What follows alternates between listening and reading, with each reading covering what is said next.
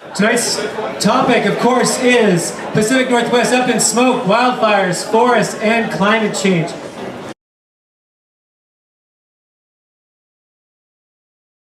So, we all know the saying,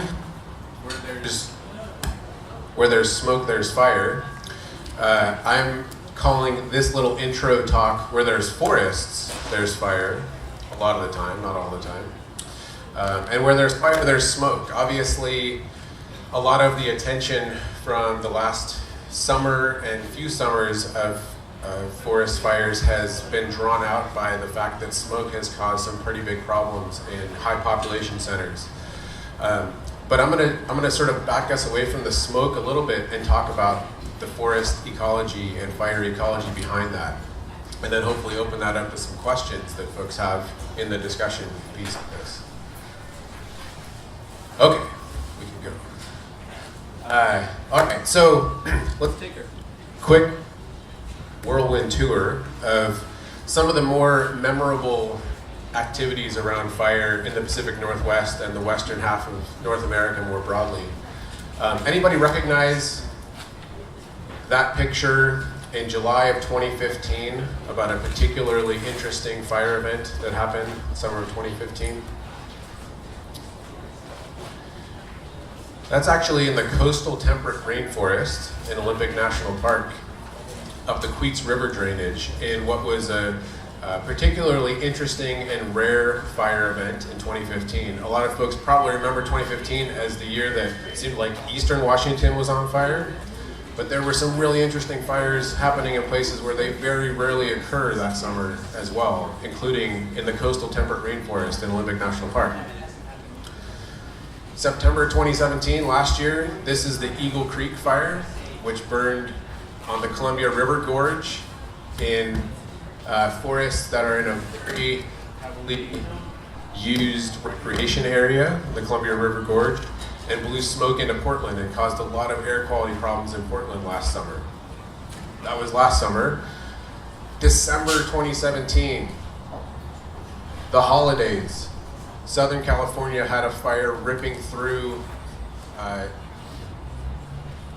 just an area just north of Los Angeles in what was, up until recently, the largest wildfire in California's recent history. Is this microphone even working anymore? What's going on?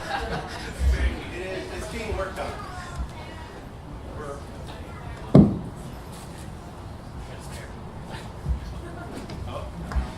Awesome. Thanks. Okay, so yeah, December 2017, largest wildfire in California's history, eclipsed already by fires this summer in California. And then again, most recently, the smoke in Seattle being off the charts and being some of the worst air quality in any major urban area in the world this summer, bringing a lot of attention to this problem. And so, we click this really quick. That's all recent stuff, and I think we get this idea in our mind that we're seeing things that we've never seen before on the planet. And I think it is really quick and important to quick bring this back to, this isn't the first time that we've seen fires like this. There's definitely some interesting components of what's going on right now.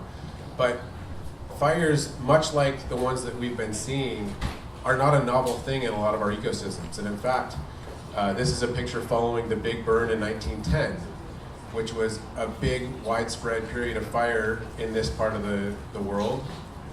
We've seen other large fires in forests around here. And so the things that we're seeing right now are interesting, challenging, and novel in some ways, but not like we're learning for the first time that fire is an important part of these ecosystems. And so I'm going to talk us a little bit through some of that in a second here. So click on that.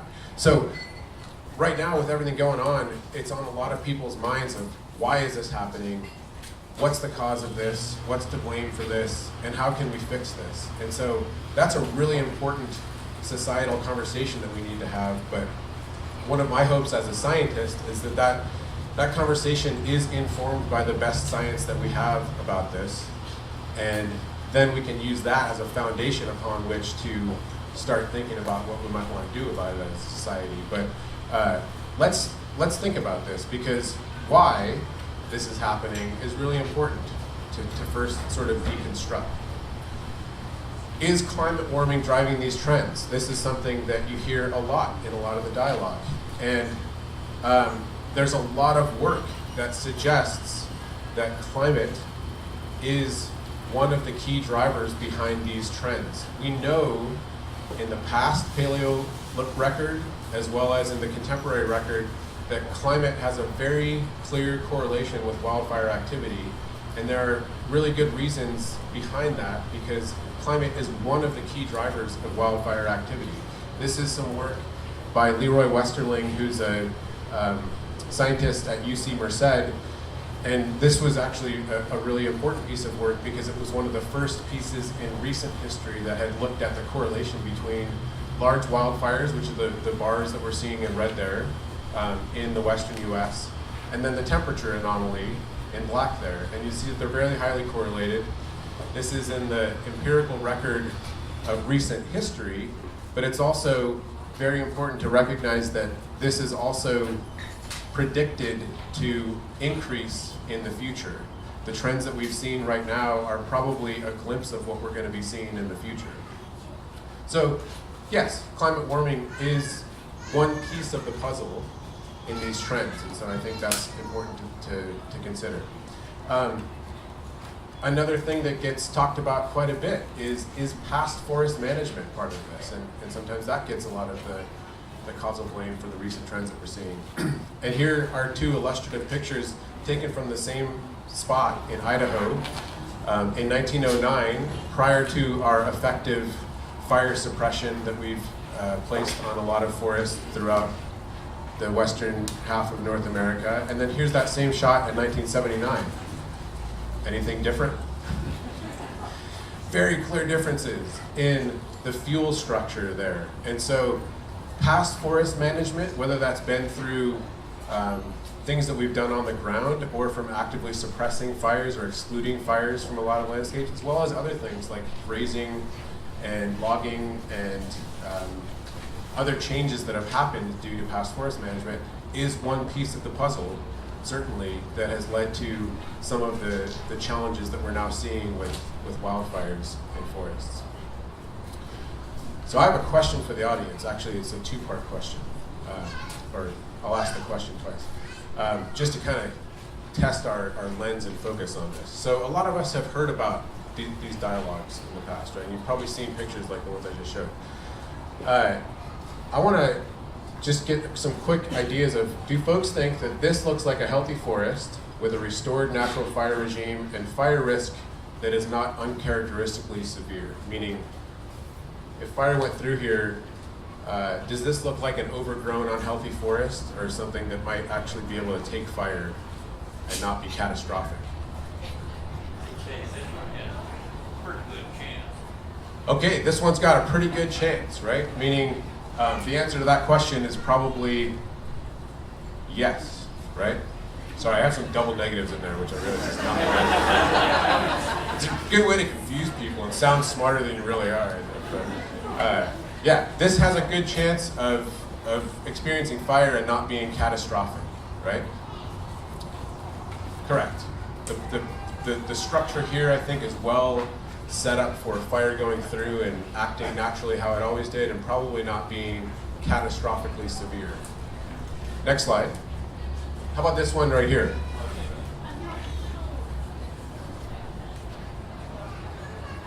No. And why would you say no? This is now a 1 year post-fire picture. The other one was 3 years post-fire. Everything's toasted, right? And that's a pretty dense forest. Well, as you probably guessed, it's a trick question. In fact, it's the same exact answer right here, because this forest is adapted to severe fire. And so that last picture was a picture on the east side of the Cascades in dry ponderosa pine forest that historically experienced frequent fire on the order of every few years to decades. This is actually a picture of a different forest ecosystem, in fact, on the west side of the Cascades, that is built to and well adapted to very infrequent but severe and large fires when they do occur. And so if we go to my final slide, just as sort of a placeholder for things that I'd be happy to further answer some questions about, I think it's really, really, really important when we're talking about wildfire and the role that climate may play in terms of changing wildfire activity and what that means from a forest ecology perspective, or our ecosystems, is context really matters. And in drier, what we call in the fire ecology world fuel limited systems, meaning fire came through so quickly that it sort of kept those fuels at bay, we've suppressed fire and effectively raised that fuel limit now to where there was never really a climate conditions limit on fire in these systems, because they occur in warm, dry areas, but historically they would have been fuel limited by frequent fire. We've now lifted that, and now that they're overgrown in a lot of areas, that's a challenging context. However, there are a lot of areas where fires historically were very infrequent and severe, and were never fuel limited because they only burned during the climate conditions or weather conditions that were conducive to fire spread. And so in those conditions, the challenges that we face in terms of management options and how we might want to think about those as a society are very different than these fuel limited systems here, because reducing the fuels in these systems is not going to have the same impact as it is here. The effect of climate change in these systems is probably going to be different than it is in these systems over here. And so when we think about chaparral in California, western Cascade, higher elevation forests that burn with stand replacing severe fires, it's really important to realize that that's kind of a different beast than these frequent fire forests, where fuels reduction management is probably going to make a big impact on setting forests up for a better future under a warming climate. So, if we go to the final slide before I pass it off here, if we kind of take that opening line of where there's forest, there's fire, and where there's fire, there's smoke, a warming climate is likely to present some key challenges for forests, fire, and people, and the context is really going to matter when we think about how we might want to move forward with management solutions in a lot of these areas.